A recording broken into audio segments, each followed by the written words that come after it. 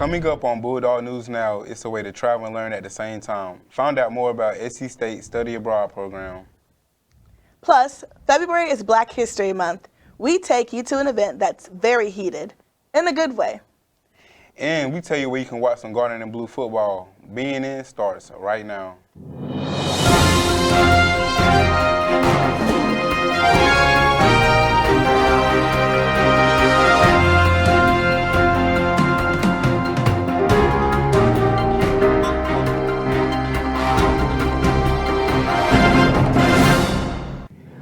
Welcome to Bulldog News Now. I'm Sean Travis Holden. And I'm Kira McGowan. We start this newscast on campus. What comes to mind when you think about studying abroad? If you say you got to Google it first, this next story is for you. BNN's DeAndre Brown has some answers on SC State's Studying Abroad program. Every year, thousands of students embark on a journey that takes them far beyond the classroom. Studying abroad offers a unique opportunity to immerse yourself in new cultures. I had a chance to converse with Professor Luke, the Director of International and National Students Exchange. He helps explain what studying abroad is for those who don't know. Study abroad is part of our cultural immersion experiences. We have short-term cultural immersion programs such as in spring break, and we have longer study abroad, classic study abroad programs where students go abroad to another university and they created various courses as though they're in college right here. Over 340,000 students study abroad between the years of 2018 and 2020. Here are some of the benefits that you get from studying abroad. The benefits of going abroad and immersing oneself in another culture for a short or long period include adaptability. Students are in a different location, they're engaging with different people and cultures, and they have to learn to adapt to that. And adaptability is a skill that employers are looking for. Students also must engage in critical thinking because they have to figure out certain things, so it builds their critical thinking skills as well. After getting all that information, I wanted to go to students and actually ask them what are their opinions on studying abroad, and if they would or if they wouldn't, why and why not.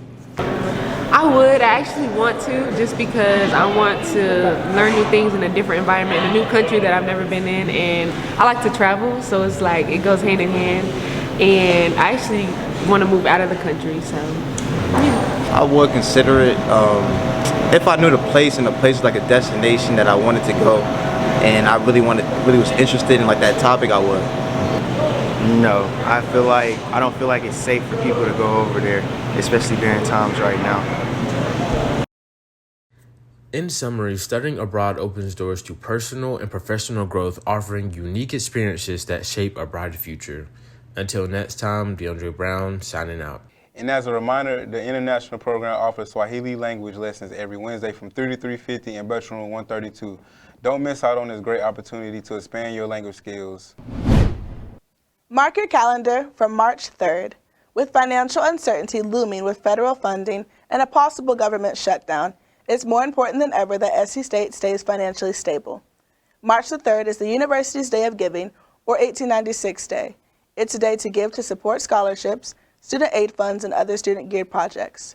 We reached out to SC State's Vice President for University Advancement, Dr. John Lee, to tell us more about the day. He told us, as we honor 129 years of excellence, our goal is to raise $129,000 for the SC State Annual Fund, ensuring that we continue to provide transformational opportunities for our students. Together, we can strengthen SC State and empower the next generation of leaders. You can find out more information on 1896 Day by going to scsu.edu/1896 Day. Let's stay at State. Founders Day for the university is right around the corner. On Sunday, March 2nd, SC State will celebrate its 129th anniversary.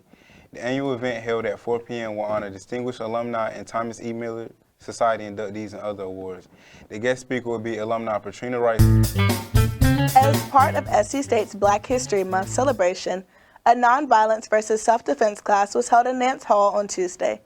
Topics range from African Americans and their safety, how to react to negativity from different races, and police brutality were just some of the topics discussed during the hour-and-a-half long event. The topics led to very spirited debates, sub-debates, and after the event, BNN talked with Dr. Christopher Rounds, Tyler Jones, and Professor Michael Landis, all attendants of the discussion. Here's some of what they had to say.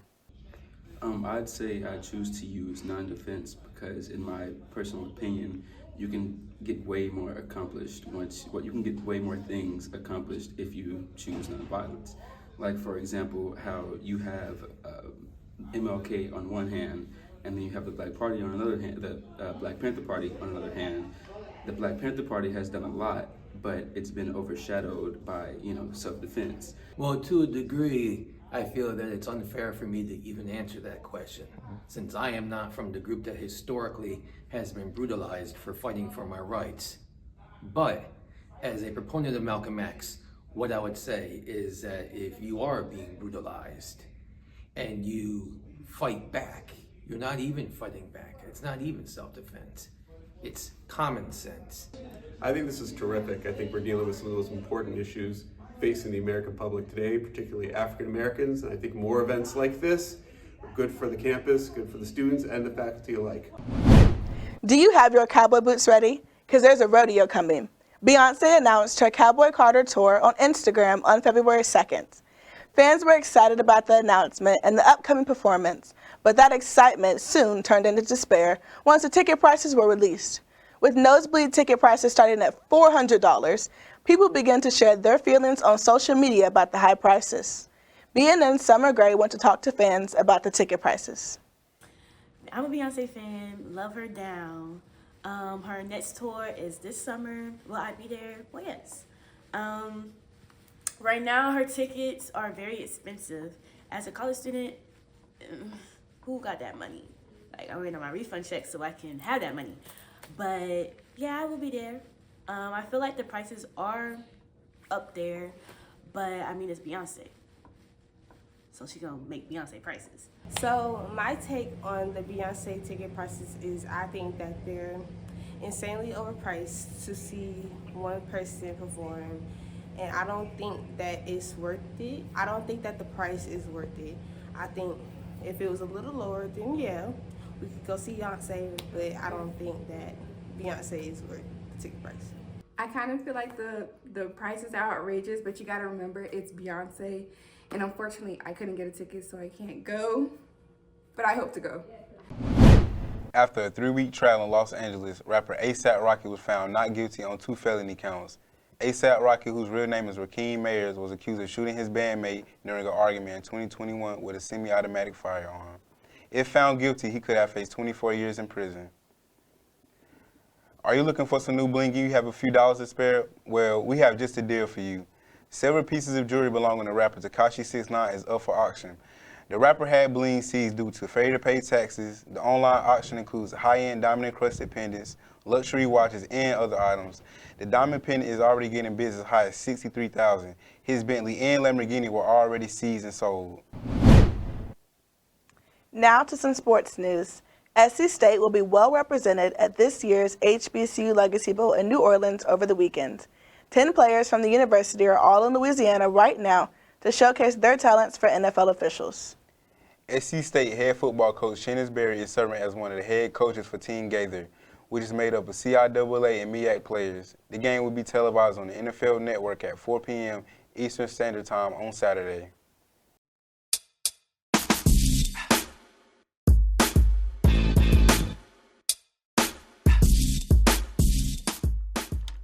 I'm Alicia Simmons with your Underground Report. Dreamville Festival, founded by Grammy-nominated artist J. Cole, attracts thousands of fans annually in Raleigh, North Carolina. Although this year's lineup has not been announced yet, it looks like you should go ahead and book your hotel. Here's why. Hotels are available at the discounted rate through the festival website. Prices are subject to rise as the concert approaches. The festival will feature local food vendors, art installations, and community service initiatives. It's taking place April 5th through the 6th, 2025, and all proceeds will be supporting education, housing, and youth empowerment.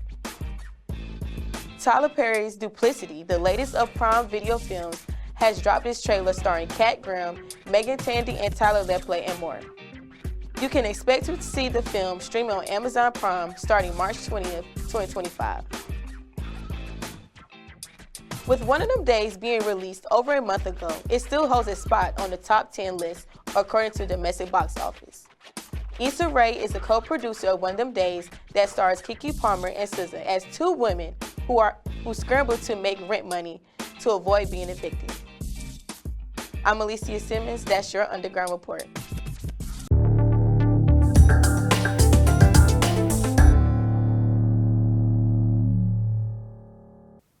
Hey Bulldogs, it's Jada here with your 7-day weather forecast. To start the weekend off, Friday, temperatures are going to be 74 and a low of 27.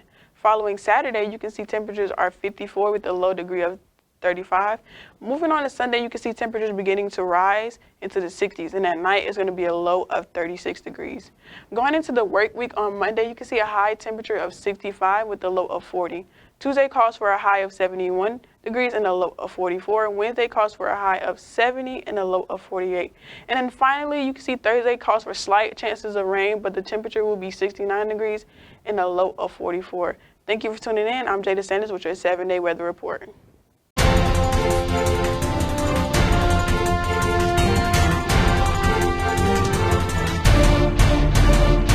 SC State basketball hosted a doubleheader against Coppin State on Monday. The Lady Bulldogs fell 57-45, while the men's team completes the season sweep, winning 87-57. SC State softball pitcher Destiny Calloway was awarded MEAC Pitcher of the Week. She went 2-0, pitched 12 innings, and recorded 13 strikeouts. 7 men from Chile have been arrested and accused of burglarizing the homes of high-profile athletes, including Patrick Mahomes, Travis Kelce, Joe Burrow, and Bobby Portis Jr. The estimated value taken is almost $3 million. And that's all for your sports report. This is Jalen Gaskew signing off. Now to what's trending. The next time you visit a Wendy's restaurant, you might be ordering using AI. The fast food giant is trying out Fresh AI, which is the drive-through voice-enabled AI ordering system. Nearly 600 restaurants are currently using the assistance. McDonald's and Taco Bell are also experimenting with AI ordering. So, Kira, what do you think about using AI when ordering food, and do you have a favorite Wendy's item? I feel like the robots are going to take over our jobs. Just a little bit. Like, what happened to the teenagers? They need a little job at Wendy's, flipping the burgers and the fries. It could be helpful, but I feel like that's kind of doing too much. I don't know. But I do like Wendy's, and my favorite thing is the $5 biggie bag. It has gotten me through some nights, and as a college student, I can spare $5. What about you? I agree. I agree that AI is taking over basic jobs for teenagers coming out of high school, or, you know, just college students in general. I feel like we need to have that opportunity and don't allow a robot to take over. And AI can be less accurate sometimes. So when I'm ordering food from Wendy's, they can mess with my order and I have to go back and put more gas in my car. So control your spending and get a $5 biggie bag, because that's my favorite meal. And that's all. And I'm Sean Travis Holden. And I'm Kira McGowan. Enjoy the rest of your evening.